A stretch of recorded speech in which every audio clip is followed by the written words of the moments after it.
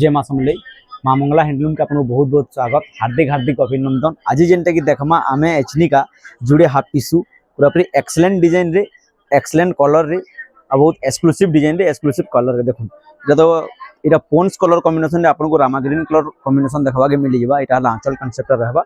इटा आपनकर all over body pencil work रो काम है पूरा बहुत ऑथेंटिक पीस है बहुत ही ऑथेंटिक पीस रहबा पूरा बहुत जबरदस्त और बहुत यूनिक लुक रे रहबा पूरा। तो आम फिटे कर देखे पूरा बहुत यूनिक रहबा पूरा शाड़ीटा बहुत जबरदस्त और बहुत यूनिक रहबा पूरा ऑथेंटिक पीस। आ गुटे देखमा जेंदा कि मेरून रे ग्रे कलर रो कॉम्बिनेशन देखुन। इटा भी आपनकर जेन कहसन लक्ष्मी साड़ी जेनटा कहसन लक्ष्मी साड़ी रहबा। इटा हला आपनकर आंचल सुप्रभा साड़ी आसी श्री लक्ष्मी साड़ी आसी।